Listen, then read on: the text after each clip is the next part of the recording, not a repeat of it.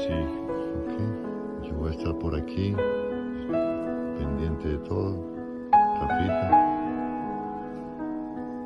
Agradecida con Dios por mi salud, por todo lo que me ha dado este año. I'm grateful that my mother is here. She's healthy with us. Last year wasn't so sure. So, Mom, I love you. Thank you. She cooked this wonderful meal for us.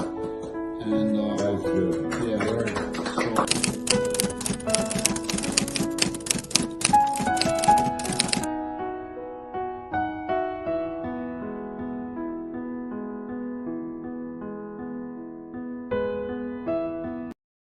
She was in 53 days coma after walking inside the ER room with barely no chance to make it.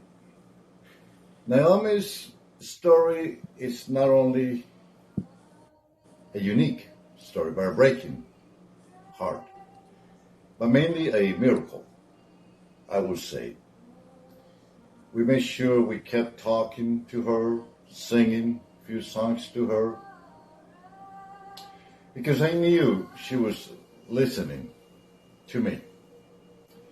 Footage that I'm just about to present during my live streaming tonight at 7 p.m. will reveal that. And moments of her lucidity that were mixed with some truly horrifying moments, I would say. Having trouble distinguishing between what was real and what was not.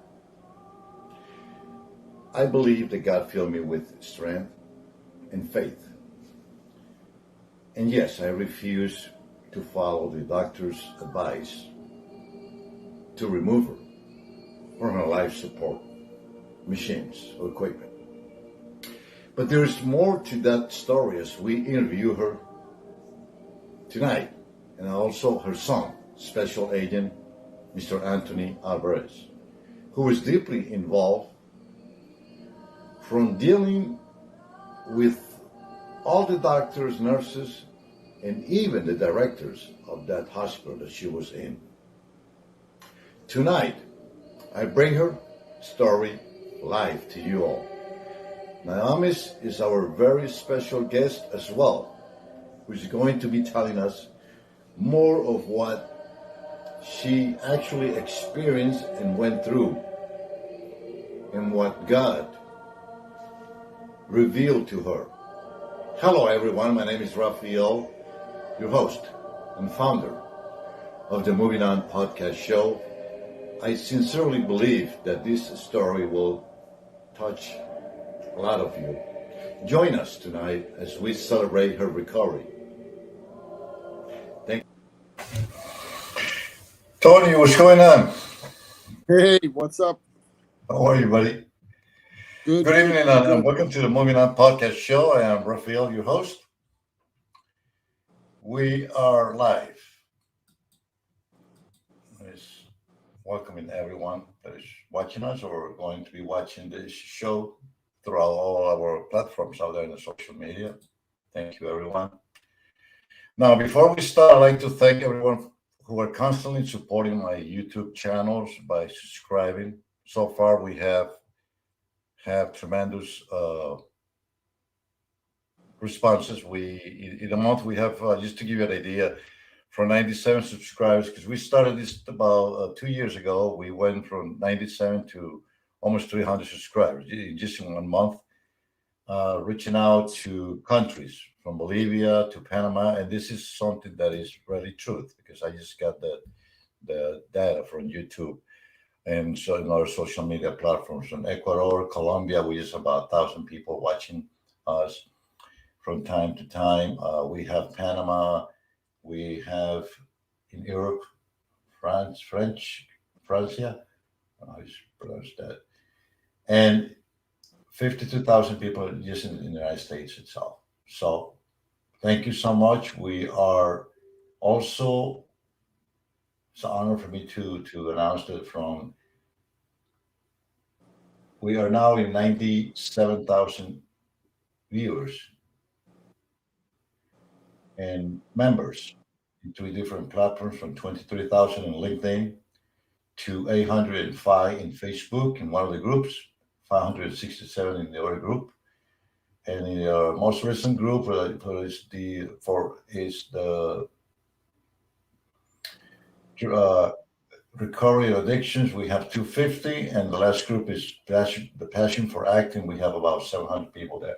So I want to take this opportunity to thank you guys again, and I want to make this very clear to everyone up there watching or those who are going to be watching this broadcast.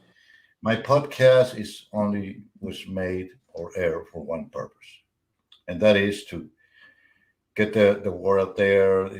We work on different platforms and trying to get to you guys, pretty good content. At times it's funny videos to make it joyful for everyone. And also some good videos like this one. We're going to just about to talk about that. And I want to thank everyone for supporting my channel. And once again, I'm not here for the money. There's few emails that I received yesterday, just to give you an idea that people are trying to donate into my channels, and I refuse to do that because this is not about money. If God down the road blesses me with that, let it be. But at the moment, I'm not looking to profit for any one of you, or charge any money, or ask for any donations or contribution. This is a totally free channel. In fact, we have two people that have approached me, we're going to help those companies out there in promoting their brand as well as promoting their businesses. Two guys that I have engaged with, interacted with from time to time, and he has asked me the favor to help him with some marketing. So we're doing all kinds of stuff for people, and that's a way of me thanking you, the viewer, the subscriber, for your loyalty and for keep watching my content. Thank you so much. I'd like to take this opportunity to thank our guests, Naomi and Anthony, who you see them on the screen right now. Also, Dr. Norke, just for the fact that her intentions were good. In fact, she called me yesterday and she stated to me that she was not going to be able to make it. There's quite a few reasons, and I fully understood where she's coming from. She's affiliated with this hospital, and she's a doctor, and we kind of understand that, and we wish him well in her career, etc. This show is not about talking about any bad mouth any people or any doctors or any places, nothing. We're just here to tell you the story of Naomi and other things that were involved. But we're not here to target any doctors, any people, or any places, or any hospitals, or nothing like that. So, having said that, we're going to move forward. I also like to announce that this concludes our season 4 with Naomi's true story, available to the public on all major social media platforms. You see them right there on the screen: YouTube, Instagram, Facebook, LinkedIn, Twitter, and Rumble. We just got into Rumble, and we're getting quite a few responses, not too many, but we'll probably grow that channel a little bit there. Like to learn more about us, please visit our website. It's a pretty long website, but all you got to do is do the click. I've been announcing that in Facebook, and just to give you an idea who I am, what type of content I have in store for you guys. We're going to be talking about homeless life matters. In fact, I have a lot of video clips from people that have been interacting with homeless. It's a true crisis, and we're going to be talking about that down the road in the future. We're also going to be making 3 shows on season 5, I believe. 5 about Blue Lives Matters. I take this very seriously because, as some of you, family members, may know, you're looking at one on the screen right now is Mr. Anthony Alvarez, a special agent, and I'm very proud to it's an honor actually to be able to bring him in on the screen in this broadcast. He has so much story that he can share with us. He has a brilliant career throughout here. He's in decades in as a special agent, protecting our borders and you name it. We're going to dive into that later when we bring him on as a guest in a few moments. So we're going to be doing that. We're also going to be doing our stuff about the other causes like the I have my moment. I'm sorry. Uh, Multiple sclerosis, cancer, Parkinson's, and autism. So those are the topics I'm trying to get so much. I'm trying to work on some audiences out there, people who might want to be interested in watching those things. Because as you may know, these things do cost money, and I need to before I air this shows, I need to make sure that I get somebody out there who's going to be probably giving us a like in YouTube, some comments, and to become one of our subscribers. All right, that's my goal. And again, everything is free. Q&A is in section. Please write your questions, opinions, any questions you might have for Anthony because he's live with us. Naomi she was recorded a couple of hours earlier. She couldn't make it by 8 o'clock because she goes to sleep very early, and I didn't want that to cause any problems with her. So, but we got her on video, and we're going to be listening to what she had to say about her time during in the hospital, where she was from the ER into I believe 53 days plus that she was hospitalized. So she's going to tell us a little bit about that. With us today, our Naomi is our special guest and agent, Mr. Anthony Alvarez. Let me start with you, Anthony. Anthony, thank you and welcome to our show, man. It's a great honor to be able to speak with you. And why don't you introduce yourself?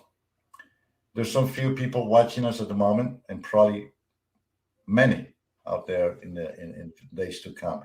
Can you just introduce once again yourself and tell us a little bit about your what type of work you do, and so we can get an idea. Go ahead, Anthony. Hi, my name is Anthony Alvarez, and I am a special agent with the federal government. I work in Homeland Security. This show tonight, I believe, is about my mother and her miraculous recovery from a coma that she was in about a year and a half ago, I think, a year and a half, something like that. It was during the height of the COVID epidemic. But anyway, I just wanted to come out here and answer any questions and tell my part of the story. Thank you, Anthony. Appreciate that.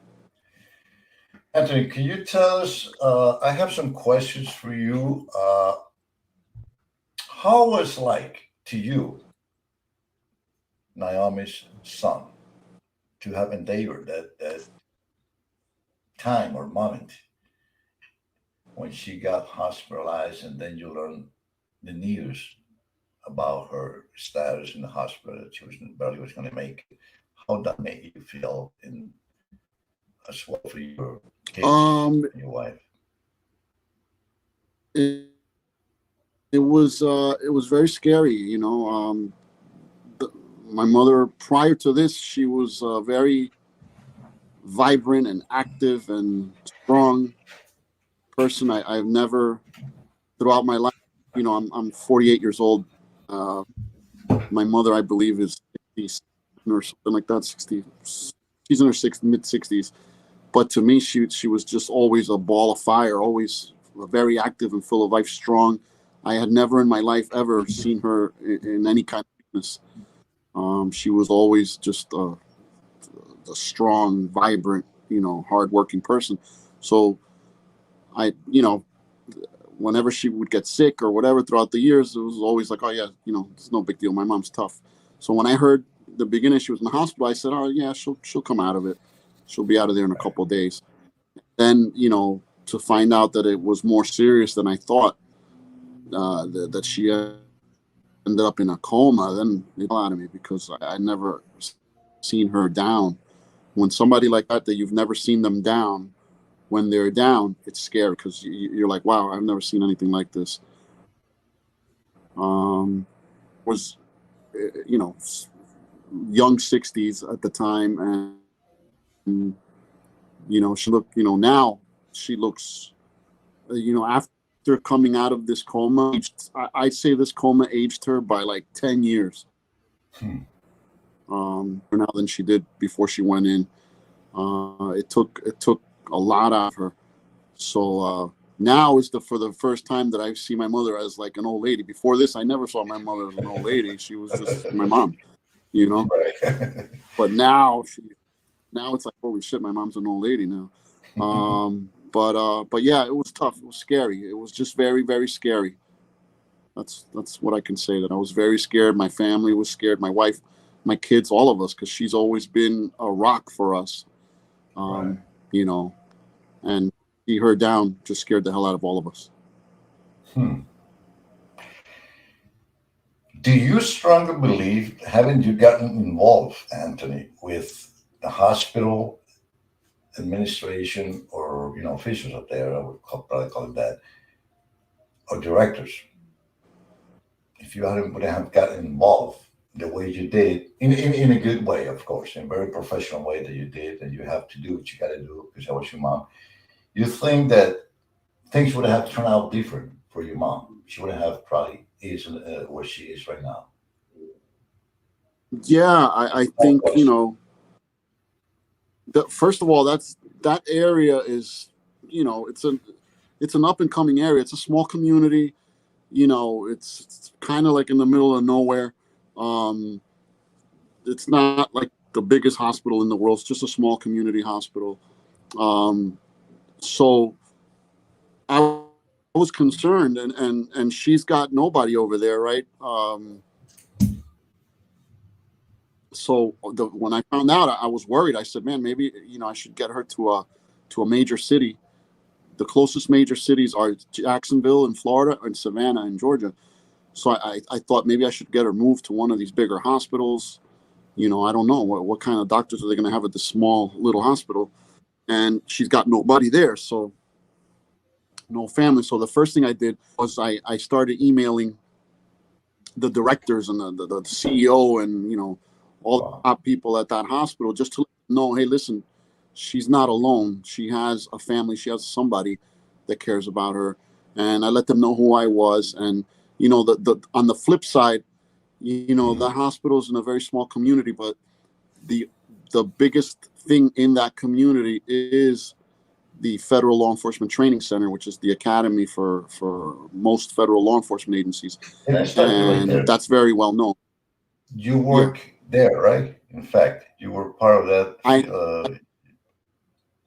Right, at FLETC. I had worked there before as an instructor. I was there for a number of years. So that hospital is very familiar with the training center. So I wanted to let them know, hey, this is, somebody with ties to FLETC, somebody, with family out there. Please, do the best you can and take care of them. It's not just some lady with nobody. So once I established communications with the hospital, they were very good. They responded right away, and they made me feel better. They assured me that even though they were a small, community hospital, that they were prepared and they had the right doctors and they were providing the right care for her. So that kind of eased my mind a little bit. And then, you yourself, Rafael, my uncle, started going up there and visiting and making his presence known and talking to the doctors. And that once they knew, hey, there's a family involved here, they certainly did. I think they provided the best care they could. I don't want to criticize either because I don't know. Right. I'm not from medical, no idea what they did right or what they did wrong. What I do know is that she's alive. She's alive. And at one point, I think at one point I was, throughout this journey, there was a point where I was driving down from New York to Georgia to take her off of the airport. That was the purpose of the trip. From talking to the doctors, they were convinced that she wasn't gonna make it. that it was very, very bad, and they told me that I should get down there as soon as possible. And I have to drive because of my situation with my family. I have a special needs daughter, so I can't get on a plane. So I took the trip. How is she? I remember that. How is your daughter, Anthony? Sorry to interrupt. She, She's how doing she's good. doing? Yeah, Yeah. yeah. So yeah, my daughter has autism. She's 27 years old, but has the mind of a 5-year-old. So she's very, delayed in that regard. But Right. she has a very special bond with her grandmother, with my mother, a very, very special bond. So it affected her a lot. So we wanted yeah, we took that ride down there, and the purpose was to see her one last time and say goodbye. That was the purpose of that trip. We were going down Wow. there to say goodbye. Really? Yeah. When you guys got in the hospital, was she responsive, or I don't recall The that first, when I went down there a couple of times, 2 or 3 times, and the first time she was not. She was on life support, not responsive at all. It was devastating. She was just, they were keeping her alive with the breathing machine. So that was very scary. Um, yeah. Anthony, let me just why don't you give us your take, or why don't you wait on where I'm just going? I know it's a question but I want to just throw it out there to you, and people are listening to us or watching us. What lesson do you learn? I'm pretty sure I'm putting it the right way. Don't get me wrong. What lesson did you learn that you may want to share with all of us as a Uh, son experiencing and watching your mom die? Do you think this was a miracle, Anthony, based on your? Because I know you got you were on a day-to-day, daily basis, getting involved with the hospitals. You and I were communicating extremely well. You and my sister, Carmenza, she was very involved as well in that, and our communication was so great. I mean, if you and I'll tell you the truth, if you played such an important role in her recovery, because and I'm going to say my part at the end, but do you think it was the science fell and somebody higher power, God, was the one that we need to think of on your mom's recovery? Because the way she looks right now, it's to me personally, I believe there was a miracle. I don't know. I don't know. I want to hear your yeah, opinion on that, I please. do believe that. I do believe that God definitely played a role in it. Because, like I said, I was told numerous times by many different doctors that she was gonna die. I mean, they just, plain and simple. That's what they told me. I said, listen, it's just a matter of time. Nobody could survive this. Her heart's not strong enough. It's beating at a very low percentage. Um, we're sorry, but that's just the way it is. And then they said, if for some reason she does make it out of here, she's gonna be, require 24/7 help. She's not gonna be able to move. She's gonna be in bed. She's gonna need a nurse around the clock. She's not gonna be able to walk or drive or work or do anything. So it was really scary. At one point, they had a feeding tube in her, and they said she was going to need a feeding tube for the rest of her life if she made it out. So to see her now just walking around, I remember when she came out of the hospital, the first time she got out and she came up to New York, I had made some appointments for her with some New York doctors, and I brought her to the doctor's office, and she walked in, and the doctor said, "Who's this?" And I said, "This is the patient." And he said, "This is the patient." He said, "How could this be the patient? This is the patient that was in a coma 2 weeks ago." I said, "Yeah." He says, "It's impossible." Wow. He couldn't believe it. He thought it was somebody else. He said, "How is she walking?" I said, "She's here. She's walking." So I think it's miraculous. The doctors all thought it was a miracle. They were very good. I remember, we were communicating every day and, talking and we were calling every hour. I remember calling some days hey, how is it? Any changes? And then, put up with all the phone calls and all the emails, and they would call me and tell me, "Listen, don't worry, I'm watching her.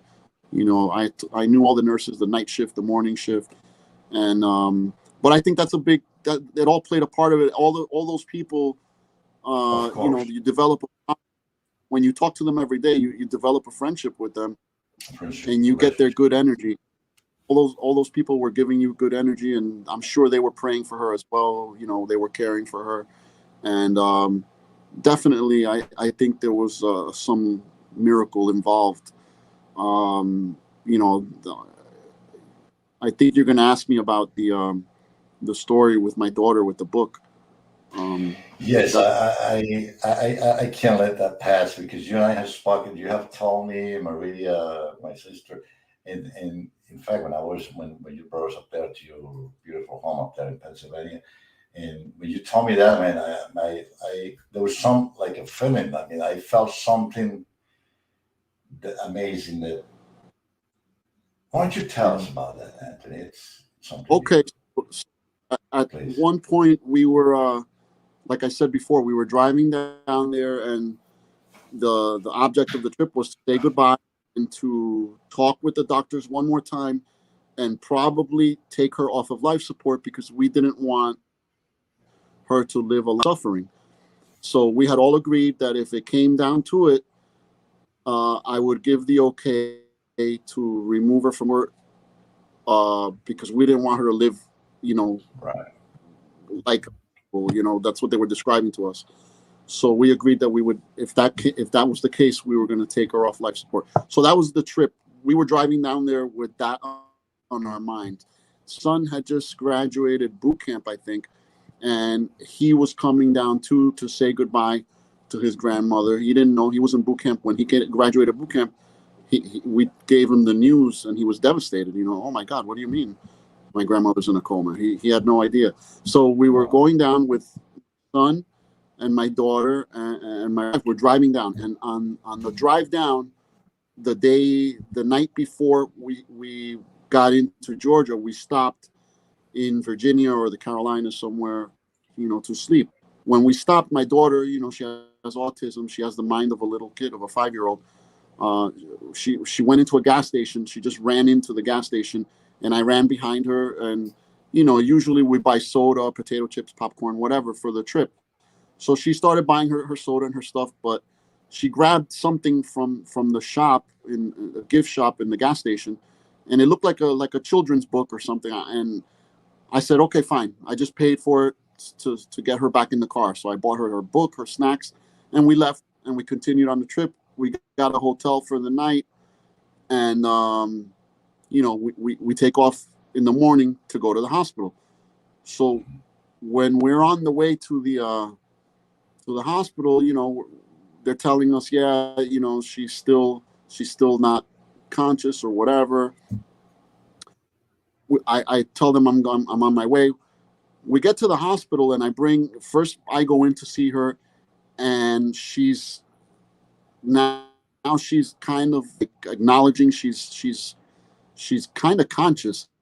So I was like, okay. I thought she was not conscious, so now she's conscious. My wife sees her. She recognizes us, and then my wife says, Wow. I'm going to bring Bianca and AJ. So the kids go up, they see her, and they take a picture with her and stuff, and whatever. And then it hits me. My wife says, this is great. She looks like she's going to recover. And I said, wow, I can't believe it. And then my wife says, did you notice the book? And I said, what book? What are you talking about? And she says, the book from the gas station. And I said, no, what are you talking about? She says, when Bianca went into that gas station, she picked up a book. Have you seen it? And I said, no, I have not seen it. What is it? She shows me this book, and the book is a children's book, and the title of the book is I Love My Grandma. And there's a picture of a little girl with her grandmother on the cover of this book, and that's what she picked up at that gas station. And we couldn't believe it. Like, I really think that's a sign from God that He saved Wow. her, Absolutely. because my daughter doesn't, read or like I said, she's autistic. She doesn't know how to read. So That's for her to amazing. grab that book in a, you know, she, she didn't know what was going on. You know what I mean? She had no idea what was going on. We just told her we're driving down, to Georgia. So I think that was a sign from God. And then we were able to take a picture of her and my mom with the book in the hospital. It was incredible. It was just amazing. It's amazing. And the part that I just learned that, Anthony, 'cause, of course I know about about my niece, but the part that she can't read, and then how she ended up with that book, Yeah, that's out of all the in that gas right. station, how'd she get? Yeah, That is amazing. That is a yeah, beautiful story that we need to talk about. Yes. yeah. Uh, what else can you tell us? I mean, now that we were just in your, I know I've been posting some of the stuff. By the way, we have such a great vacation at your home. I know this is about, I mean, what we're talking about, but there's not much to know how you doing because we had such a great vacation at your home.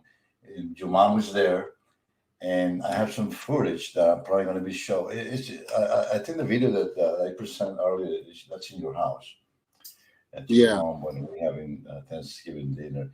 And I still can't believe that we were able to gather as a family with most special meeting, being with your mom, with my sister, with her there. And it just, I mean, it's such a feeling that I just still can understand that this is a miracle, man. I went Yeah. through a lot with your mom, Anthony. Let me, if you don't mind, I can probably uh, talk about a little bit about that. Give myself a few minutes or time. After I learned about that, I know there was a lot of issues involved with the hospital, and we're not here to again talk about the hospitals. But as I know, you did a lot. You shared and your input and your whatever you did, it was impacted the hospital there because they immediately started acting the way doctors are supposed to be acting. From the nurses did a tremendous job. I mean, I even wrote them a letter, and then we praised those nurses because I believe that God have put those nurses to take care of Naomi, and they were Yeah. 24/7, man, 24/7 watching her, monitoring. They even came to a point, Anthony, and the people watching us, to a point that they were educating me and my sister. Because Carmenza and I went there most of the weekends, as you know that, educating us how to read those machines. Because she was in a induced coma. She have what do you call those machines? Life support. Life supports, and she had lung failure, heart failure. Her legs were not responding. When we just walked in, they were turning purple or blue, and there was I had to do what I have to do. I was in a desperate mode. I didn't know where to go, who to reach out, and my sister is just like a mom to me. So I took it on, and first I think I was filled with grace. God filled me with a lot of grace, a lot of patience, and gave me the wisdom for me to be able to manage this tremendous ordeal with my sister, and I knew I needed to get involved. Obviously, in a good way. Few times in a bad way. I have to get angry, that. But the worst of the worst, though, when this doctor, I recall that day, the time that me and Maria and Carmenza were sitting right beside her bed. And there was a guy, it was a doctor. It was not actually a doctor, it was a practitioner. But we able to see him, there was a doctor. He came into the room, he stood up there in front of that computer, PC, and started looking at some. Now that I know it was the lungs of your mom. She was Right. looking, and I thought she was looking at the sky, to be honest with you. I didn't know what the heck was going on there. I just kept, focusing on where your mom was responding, blinking her eyes. So my mind was just on her. But then I noticed this guy, this doctor, stood there for about 40 minutes. I even counted time, 40 minutes, watching it. Nurses would come in, check on your mom. Well, he never even approached your mom, nothing. So it was time for me to get up, and I asked this doctor, who are you? I mean, and I asked him to get, to a doctor. What the doctor does is, trying to comfort the family, and that's what a normal doctor usually does. And the first thing that came out of his mouth after I asked him a very straightforward question, Anthony, was look in my eyes and tell me, because I was very, in such a stage that I didn't know how to articulate I just was full of, fury, anger. And to look in my eyes and tell me what she's going to make. What are the chances? And he goes like this, I will just disconnect. Yeah. And I felt like punching this guy. Yeah. Going to be for Maria. But so that was one of the things. And then the cleanliness of the hospital.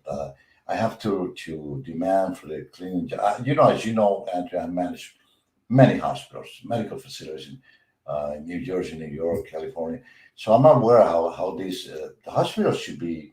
And I noticed that hospital was so filthy.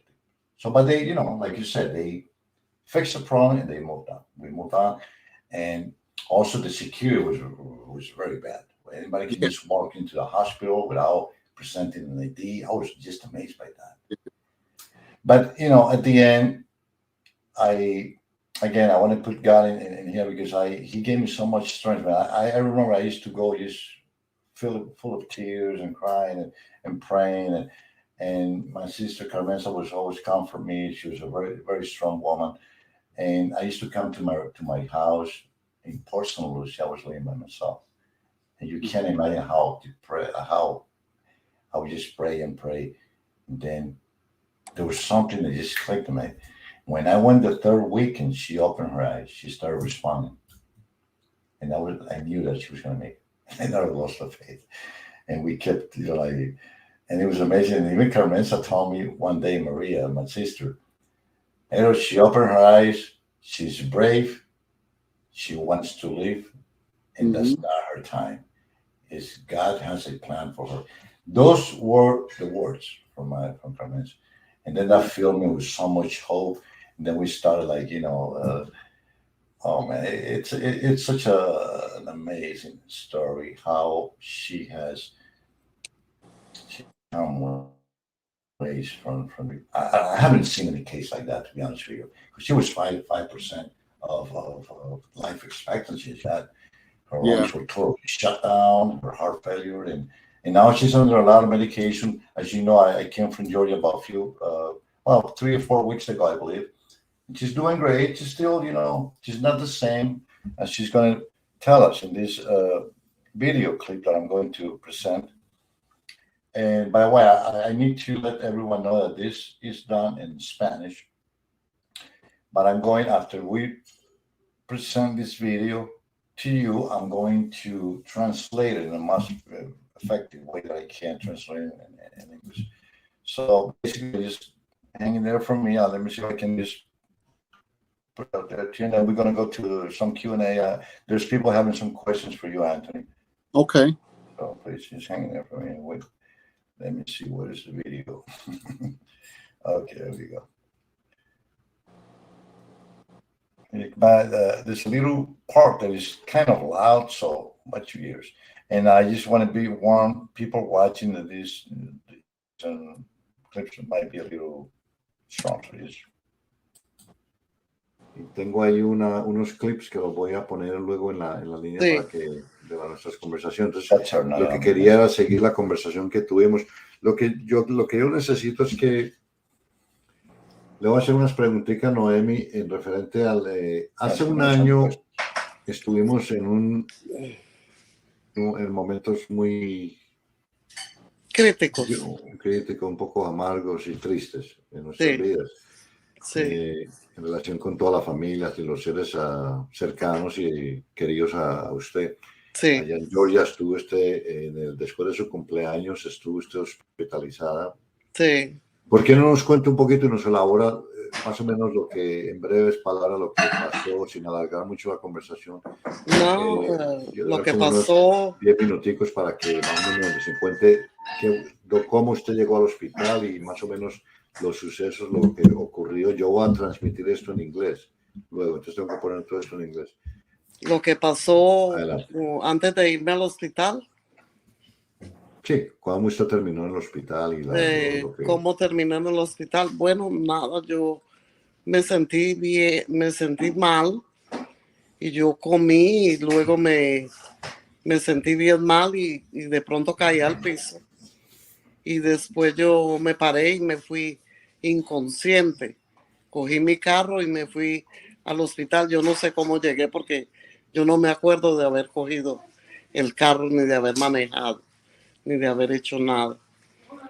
Y entonces yo cuando llegué al hospital entré a emergencia y caí ahí en la sala de emergencia y We're talking about, I'm asking her about how she ended up in the hospital. She took the car, she drove her car into the ER room, and that's how next thing that she knew, she was with this life support machine, and she was feeling dizzy. She's claiming, not claiming, in many ways, stating that she had previously, just to give you something of what she's talking about, that she had previously or prior to her symptoms of like the way she was feeling, she had the 2 shots for COVID, and that she, not as strongly, but she believed that they have to do something with that, in addition to her smoking habits and at times drinking. So Naomi is coming to us very straight and clear, and I just love this interview that I had with her. Let us continue and see what else she has to tell us. ahí pues ya todos los médicos me recogieron y me pusieron en intensive care. Y bueno, ahí empezó la tragedia, porque me tuvieron que inducir el coma y ya me puse muy grave y tuve muchos problemas. Mis pulmones colapsaron y pues estuve muy mal.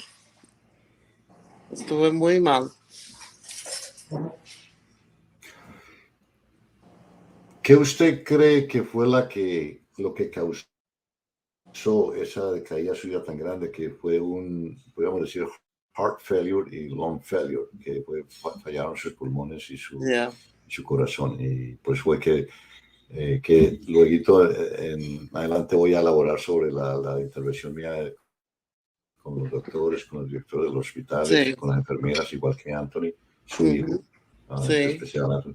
Todo lo que tuvimos que interferir nosotros para que le dieran y la atendieran y le dieran el cuidado necesario Sí. para que esté ahora como está. Sí. Pero eso lo voy a platicar un poquito más tarde. Pero la pregunta mía es muy sencilla, ¿no? ¿Qué usted cree que fue lo que la indujo al hospital en ese momento? ¿Cuál fue la causa? Usted nos pueda decir. No, la causa ha de haber sido, yo pienso que fue, los pulmones. Yo había tenido ya anteriormente un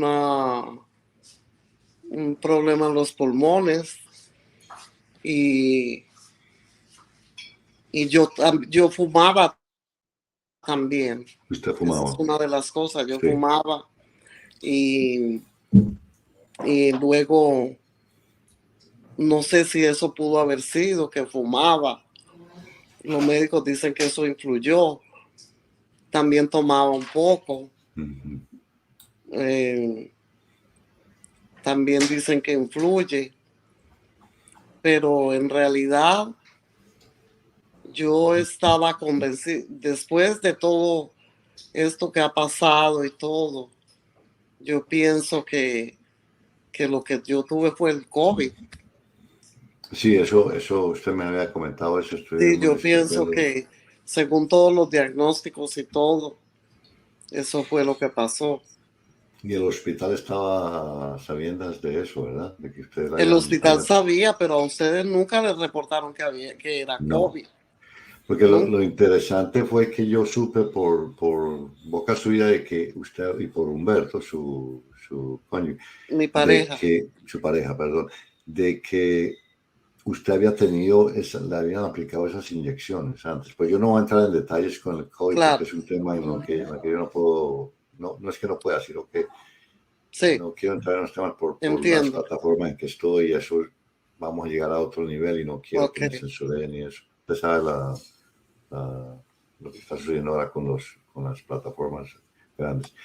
Pero sí, eso fue causa quizás por las inyecciones y que por Pfizer y todas esas inyecciones que usted tomó. Y a partir y adicional a eso, tengo entendido las medicinas con que usted ha estado durante mucho sí, tiempo tomando para su eh, medicina prescribida por los doctores, ¿verdad? Que eso tuvo también mucho que ver. prescrita por los doctores, Prescrita. sí. Las medicinas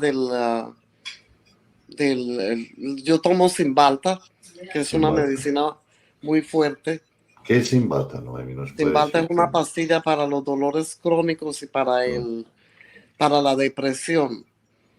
Ujú, Entonces yo tomo hace muchos años esa pastilla y ujú. me han subido la dosis a lo Wow.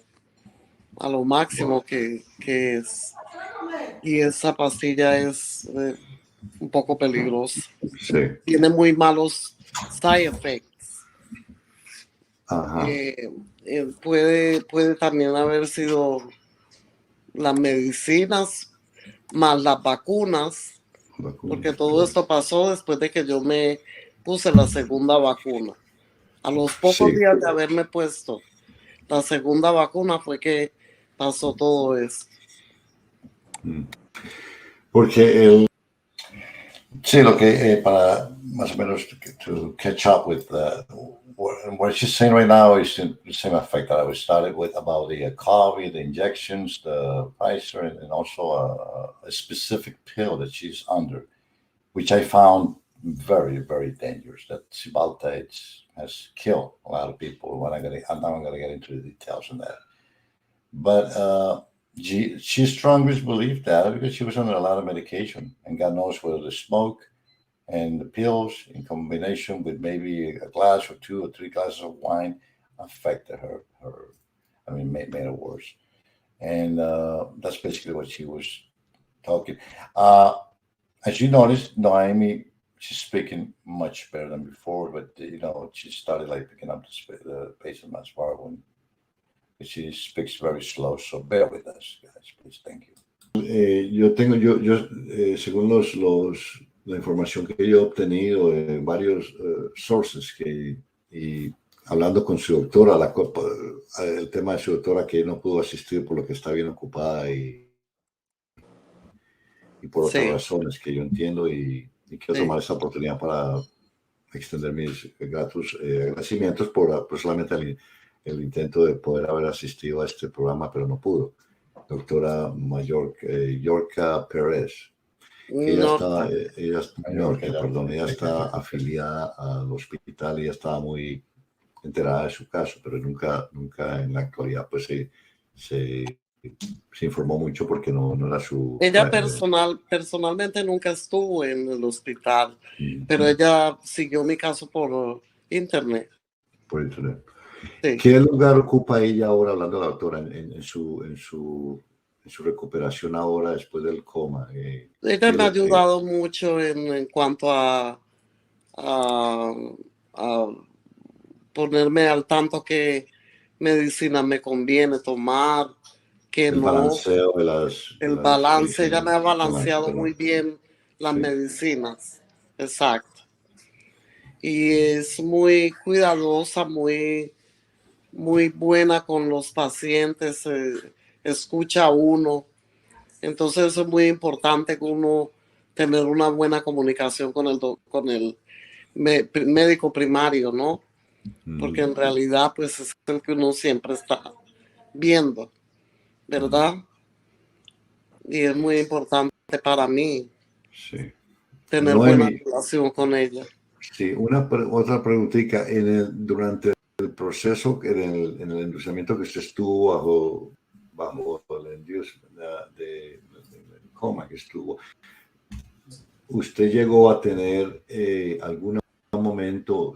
Yo sé que yo y Carmenza y Humberto estuvimos en el hospital muy a menudo, digamos, nos íbamos para allá, del estado de la Florida hasta Georgia, a estar pendiente de usted, que estuviera recibiendo el trato correcto, los médicos y las enfermeras, las cuales hicieron un tremendo trabajo.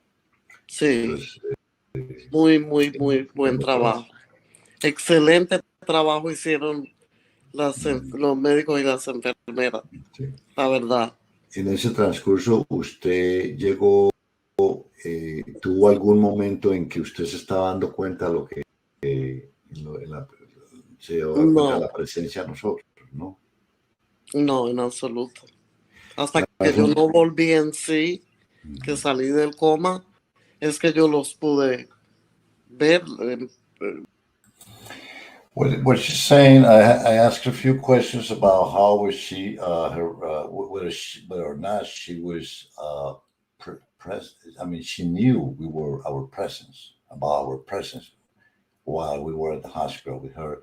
Because, you know, we got some feedback from the nurses that, you know, when patients are in an induced coma like that, they don't respond because their brain are in a stopping, I would say, right? Stopping mode for seconds.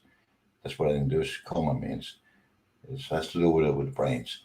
And so, but they actually know when we're there, they know that you're there. So that's why I'm asking that. It's not a tricky question, a question and that is her response, that she was not aware of that. But listen to what she has to tell us.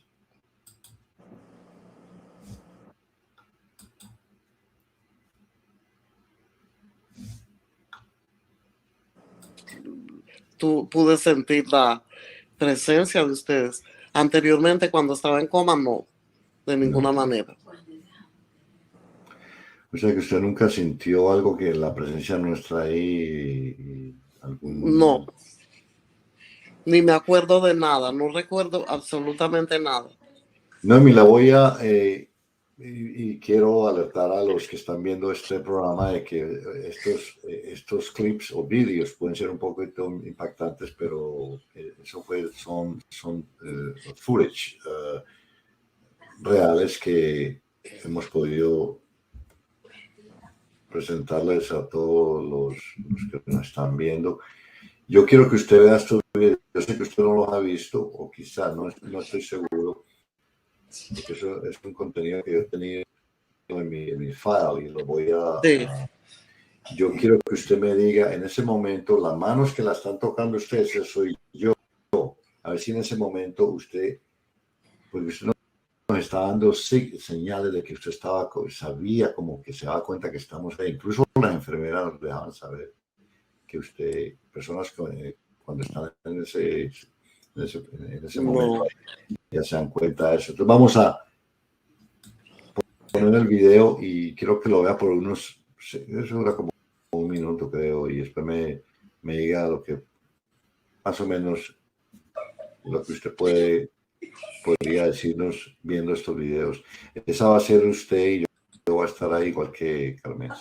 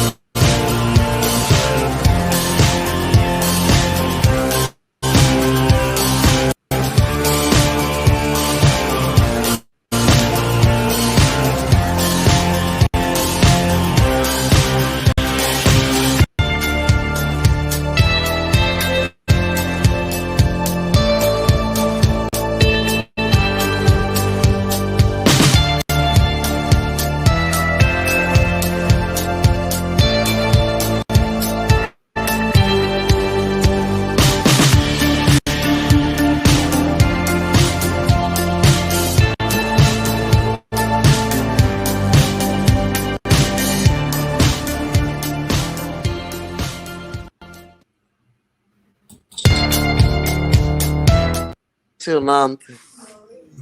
Sí, ve, es impresionante de la forma en que usted estuvo ahí usted estuvo 53 Yo días. lo único que me acuerdo es que tuve muchos pesadillas, como pesadillas. Veía que me querían Nightmares. matar, que me estaban persiguiendo y yo estaba en el techo del hospital, en el techo, como metí dentro del ceiling y, y y que me perseguían para cogerme y matarme. Eso es Yo lo me único que acuerdo, yo me acuerdo. sí. Sí, Yo me acuerdo que usted nos comentó cuando usted ya empezó a reaccionar y todo y se empezó a ser un poquito más lúcida. Y que pude hablar. las enfermeras dijeron que eso era parte de la reacción de la medicina, quizás. Sí, Pudo ser sí, porque usted estaba bajo la enfermedades. En ese momento usted estaba, cuando yo la estoy tocando usted ahí, usted estaba bajo blood thinner, que era para la sangre, para tener la sí, sangre sí, controlada, que no se fuera.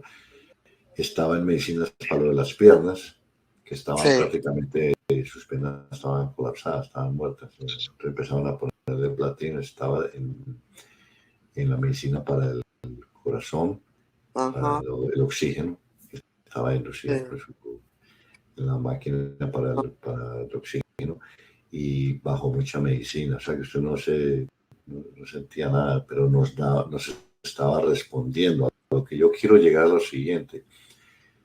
En realidad yo creo que la ciencia falló, no por culpa de los doctores, ni culpa del hospital ni nada, pero yo creo que tuvo que ver mucho con la ciencia y ahí fue donde la pregunta mía a la que quiero llegar es, yo creo que en mi opinión, la opinión mía y los seres que hemos estado con usted cerca y a través de este año, que Sí, hemos visto su recuperación tan enorme, porque es que yo todavía no puedo creerlo. Para mi hijo es un milagro. Y personalmente, en el lado espiritual mío, ahí fue donde yo empecé con una relación con Dios, con Dios. que he Sí, mencionado. Es algo sí. no solamente divino, pero es algo que hay que darle las gracias y La ciencia hizo mucho, pero también Dios hizo un milagro porque lo mío. I just raised a question to Naomi. We're almost done with her. She's elaborating on same thing, similar question that I asked Anthony about, where he probably believed it was a miracle, and that's what she's waiting on. That she's giving us her take and she strongly believes, as you when the video continues, she's going to continue saying that watch and listen to what she has to tell. So basically, that's what we're talking about. Uh, whether it's science after science failed, not the doctors, but the science, obviously, chances of her making it alive was minimum to 5%. And then suddenly, after the third week, she wakes up. Era para no vivir todo.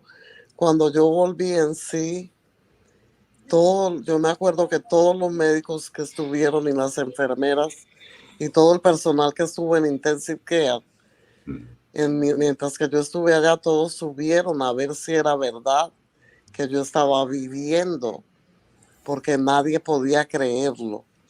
Nadie podía creer que yo estaba vivo, que yo estaba con vida. Nadie podía creer.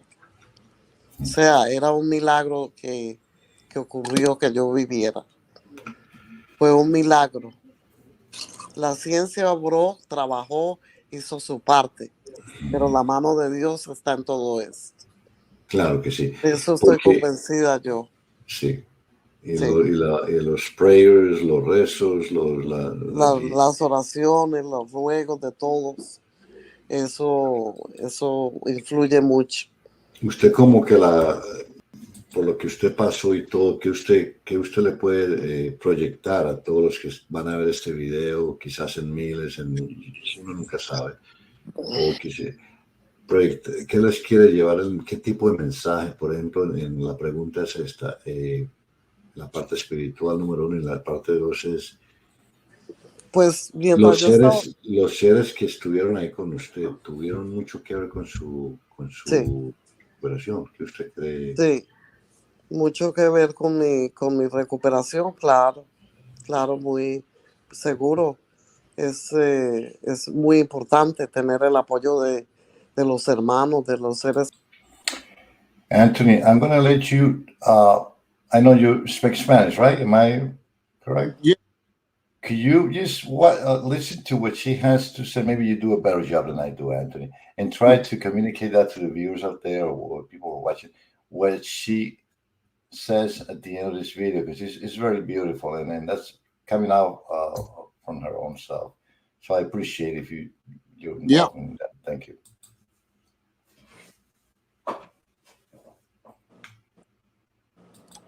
Queridos, de mi hijo, de mi nuera, de ustedes, mis hermanos, todos, usted personalmente que fue tan bueno conmigo, que estuvo siempre al pie de mí, mirando qué pasaba, qué me hacían o qué no me hacían. Eso jugó un papel muy importante en mi recuperación, negro. Mucho. Es un mensaje que la gente debe de tener en cuenta, que cuando tienen un ser querido en el hospital no lo abandonen, siempre estén al lado de ellos, porque en los hospitales sí es verdad que los médicos hacen lo que pueden y todo, pero si la gente no nos interviene, pueden hacer cosas, pueden no hacer cosas que deben hacer. Y si la familia está ahí pendiente, como usted estuvo ahí, reclamando y diciendo esto, por qué aquello, no hubiera sido lo mismo. Nunca hubiera sido lo mismo. En el hospital no se puede ver mucho porque tengo un pequeño problema técnico, pero más o menos fue ese el hospital. Yeah, go ahead, Anthony. I'm sorry. Yeah. So she's saying that it's the support of the family, her brothers, her sisters, myself, her son, my wife, her daughter-in-law. She's saying that all that support was very important and critical to her recovery. That the message should be that if you have a loved one in the hospital, to never abandon them, to always make your presence known, and to look after them and be there for them, because sometimes in these hospitals, if the patient doesn't have a family or anyone there for them, they might cut some corners, or they might not pay as much attention as they should, or they might not make the effort. As it's not the same as if you have the family constantly there, constantly watching, constantly asking and demanding, the best care. So she says that was critical, that we were always there every step of the way, making sure that she was getting the best possible care, and letting the people know that, hey, listen, she means something to somebody, she's not just a band there. Wow. Thank you, Anthony. Thank you. Well put, man.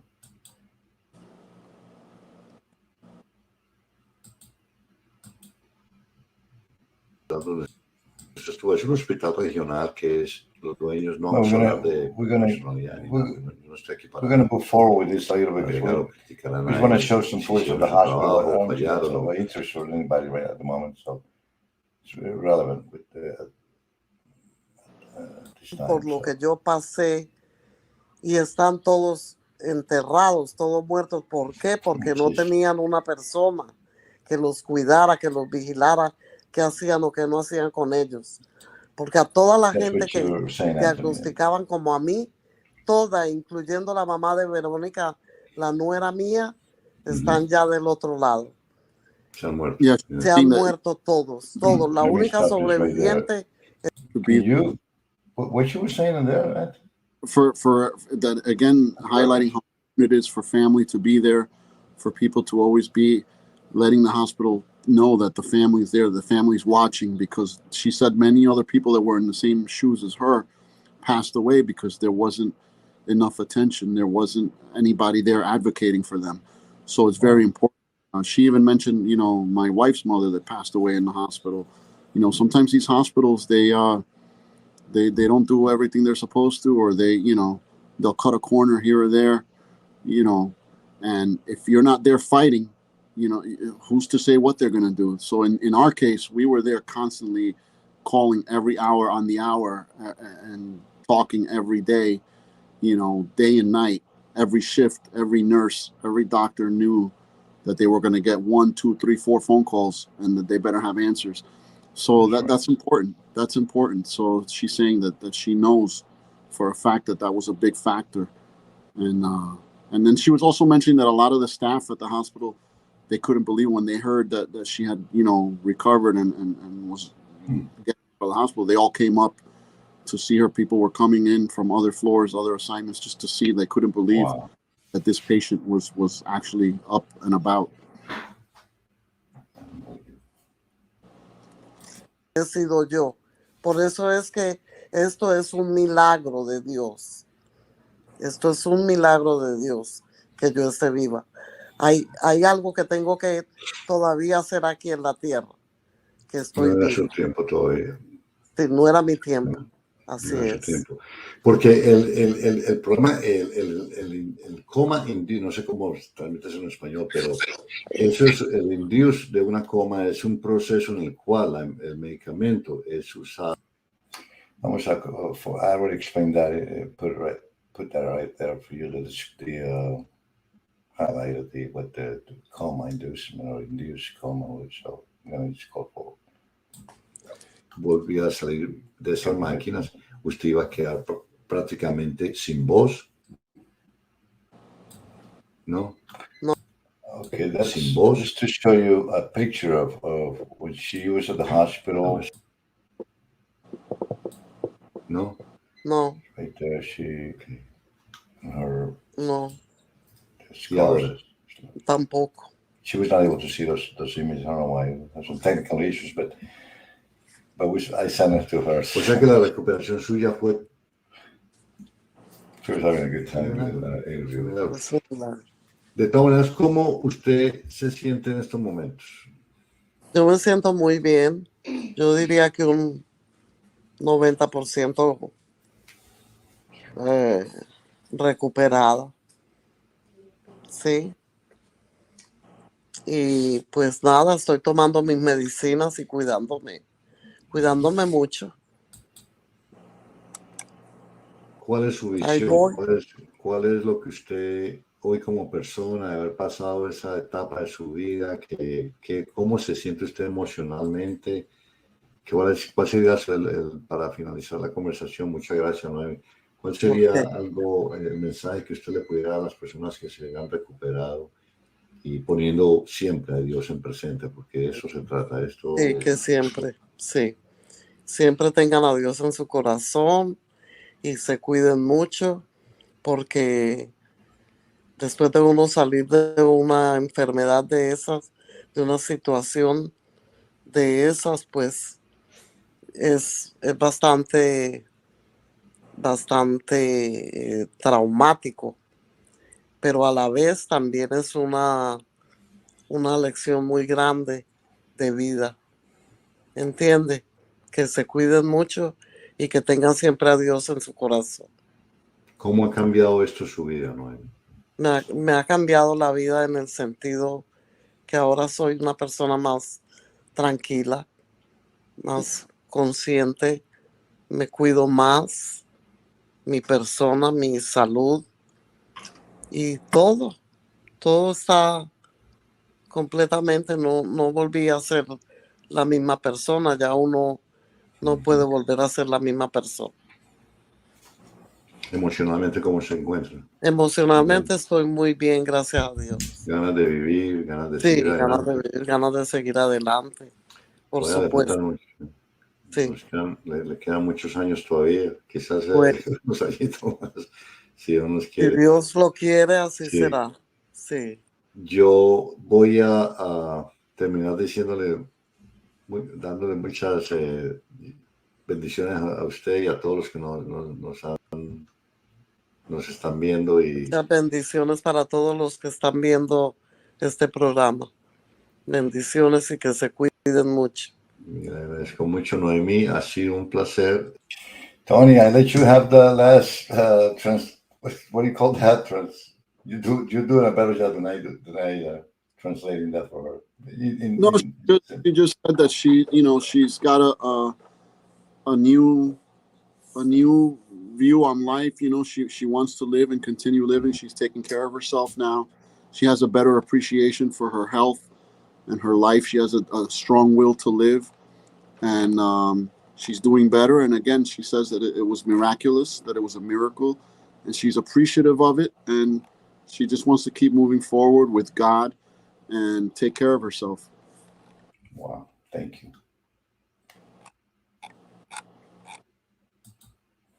All right, that concludes Naomi's intervention there. We'll throw a video clip that we took for that. Let me go. I got some questions, Andy. Can you stick around these few minutes more to answer some questions? Thanks, Yeah. buddy. All right, let me see who we have. We have a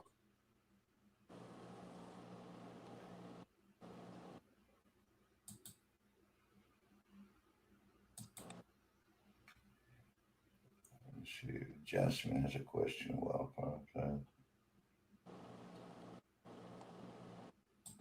I don't know which that question is addressed for Anthony. Yes, question for both. Go ahead, Anthony. I'll let you, please. Which one? Did you Okay. see it on the screen? Yes. Thank you. Yeah. Okay. Appreciate it. Did this experience affect your relationship with God in any way? If so, how? Yeah. In my case, yeah. For a long time, I didn't pay much attention to my religion or the religious experience. You get distracted in life with work and bills and everything else, everyday life, and you forget that there is a God up there, right? We tend to only go to him when we need him, like when you're scared or you're in trouble. God, please help me. That's when we're there, but we're never there otherwise.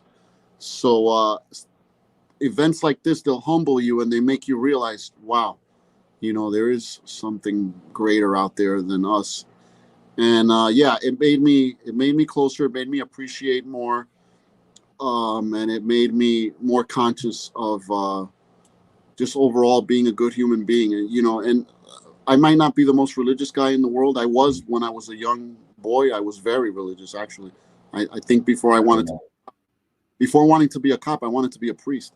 So I was very, very, but yeah, my take on the whole thing is this: I'm not a big, I don't go to church every week or anything like that.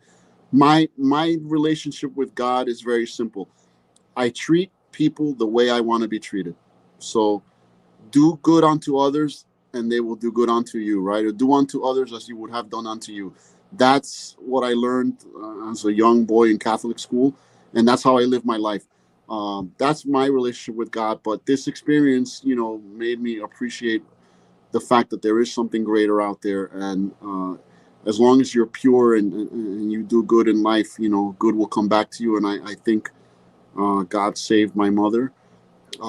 He had a bigger purpose for her, and our prayers were answered because we're good people. And I believe that. I truly believe that there is something out there, and God definitely had his hand in this situation. So that's the extent of it for me. Nice. I like that. It's perfectly understood, and I thank you for your take on that. I'm pretty sure that answers Jasmine's questions, but she does that is addressed as well for me. Yeah, I mean that's similar to what you just said, Anthony. I mean, God's presence in my life has because my story is a totally different story. Even though I kissed the hospital, I'm going to say kiss because I ended up in the hospital right after your mom recovered, and that had to do with failing Christ or God. After I had promised him something that I will quit or stop drinking, and that happened. That even after all the faith that I put in God, He gave all the wisdom that He gave me, and so much that He did for me during that difficult time in my life as it was when your mother was like that. I thought I was going to lose her. I was just we were making preparations, and I, at times, to be honest with you, and it's kind of heartbreaking to say this, but it's the truth. I felt like if I were losing Noemi, I would just go with her. That's how I felt. That's Yeah. how I deeply felt, and and that's how I was bothered by that. But I didn't never lost faith in God. I know that I found God. I don't know. It's so weird, man, because during that transition, I was going through a lot in my life, which I'm going to do probably a segment on that down the road. I'm not going to get into that right now because it's not about me. But that since Jasmine raised that question to me or addressed that question to me as well, it's something that it's that I believe he helped me develop a intimate relationship with a true God, a God that I always had. Like you just said, Anthony, when we need him, we go for it. But it was never there. I mean, for me, it was just like fooling myself. And I still sin. I fell short many ways here and there. We all do. We're not perfect. But having the relationship with God, it, I mean, today I'm a different person because of Naomi. To be honest with you, by seeing her and watching her going down, just coming this close to die, and I like what you just said, Anthony. Just that you get to appreciate life so much. Right. How beautiful life is out there. White throne out there, just like that. Watching your sister going, and that inspired me. And I strongly believe that was God's call. I mean,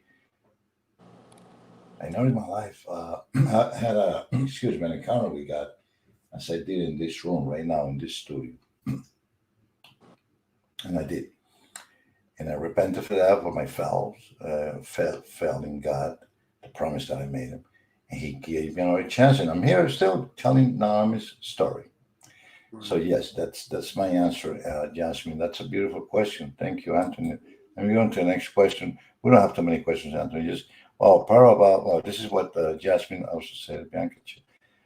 What part about? Oh, this is a question for you, I guess. Is it? Oh yeah, yeah. That Yeah. was that book. I mean, that was just you know when I saw the book, when my wife said, "Here, look at the book," and she handed it to me.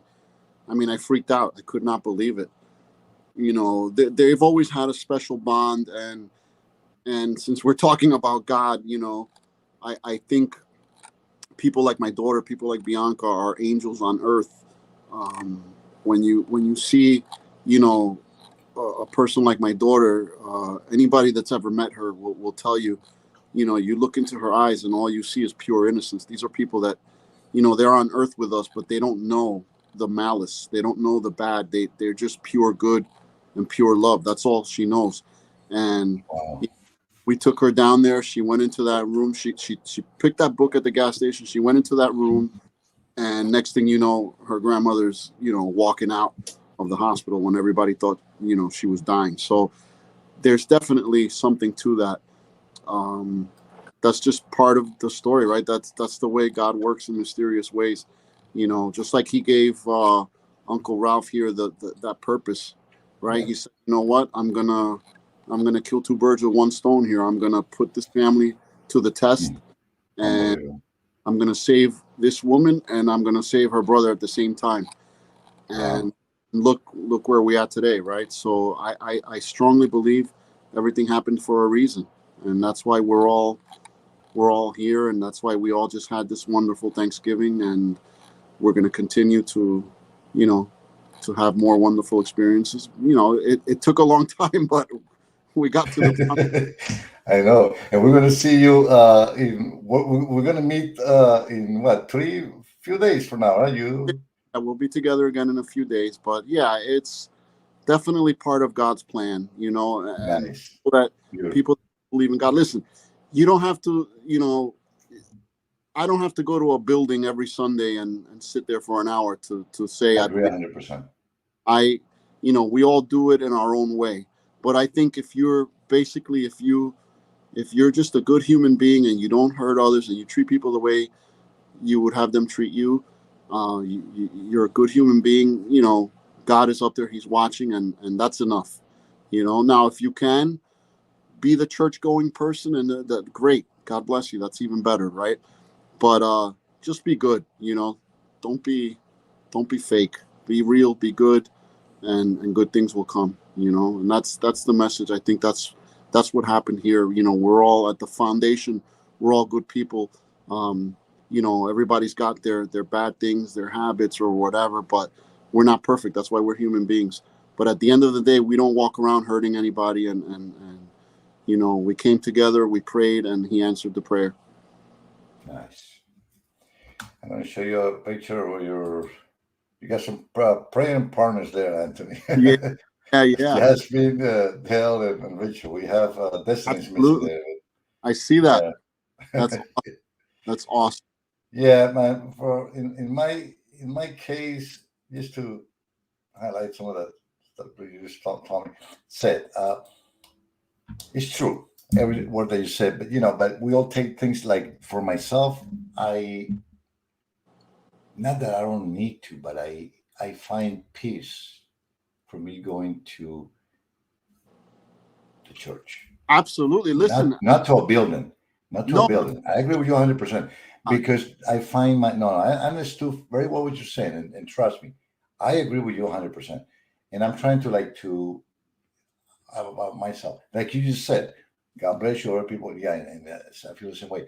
I find that, Anthony, so helpful to me, because I needed that. yeah, Other people don't need that. Other people can just do it at home, at church, reading the Bible and stuff. right, But I needed that, and those are the moments, like, because right now you're married, you have a wife, you have your kids, beautiful kids. You're a hardworking guy, always protecting our communities, our nation, and all that. I know exactly what kind of work you do, and Uncle Ralph, it's a guy that lives basically by himself with my sister. And my kids are grown up, right, grandkids, but I don't have that luxury of doing things they do, like raising the kids again. right, That's a luxury that I call it.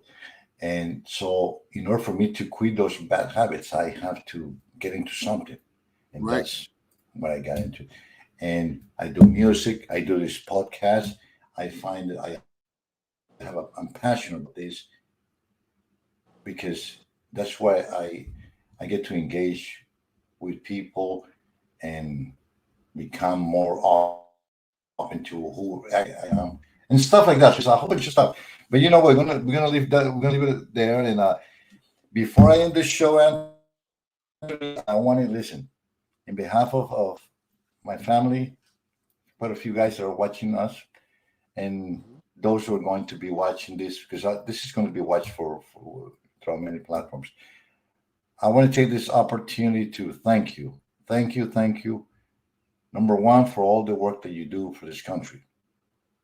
Number two, for have treated us the way you did at your home.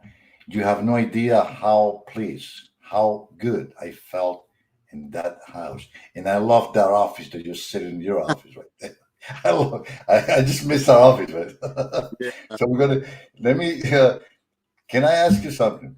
yeah, Would you be willing to come to your Uncle's Ralph show in a much different, yeah, yeah, uh, yeah, nothing based something about your yeah, life? Because it's yeah, very interesting.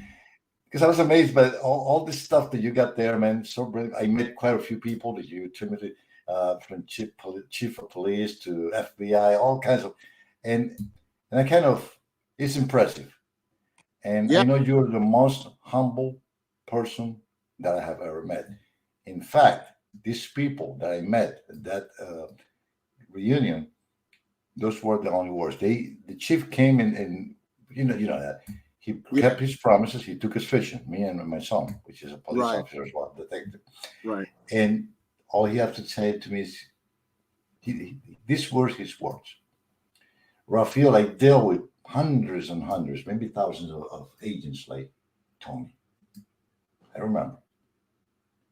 But I love Tony. Everybody likes Tony. He's a humble guy. He does his job. He's very good in what he does. Very strict, very straight to the point. But he's a very good person. And man, that guy, I love that guy. He made it. You can see what you. Hey, listen, I was with them 2 days ago at another function, just like that one we went to Yes. this last week. And the first thing they said when I sat at the table, they said, "Where's Uncle Ralph?" I said, "Lord." I love Michael, man, and Yeah. Dominic. Will you do me a favor? Will you tell them maybe they can watch this show, for the fun of it. It's a good Yeah, story, I'll share. and tell them that I do have a gift for them, and I'm going to Okay. give it to you when I go and see you in a few days. Okay. Anthony, listen, it's been an honor to have talking with you, my man. Thank you so much. Thanks for your love. Thank you for the words that you have expressed to us today, and to those out there listening. God bless you, man. Thank you, and thank you for everything that you did. It's listen, you were the biggest part of this whole thing. So thank you for everything you did for my mother, and we'll always be indebted to you for everything that you did. And I'm proud of what you're doing, and I'm happy to help. And I'll look forward to being on there again. And my best to everybody in the family, Jasmine and her family, her kids, Rafita. I'm very, very, very. I'm very, very proud of your son. Yes. He means the world to me, and so my best to everybody, and I'll see you guys in a couple of days. Thank you, Anthony. All right. Well, that was a good show. A few kind of funny, short in a few terms in here and there, but it was all good. I love it, and I'm pretty sure that you guys, the audience, the people who are going to be watching this, are going to be liking it. But most important, to receive the message. And I'm going to end up the show by asking you all this: what was the message? Not my message, the message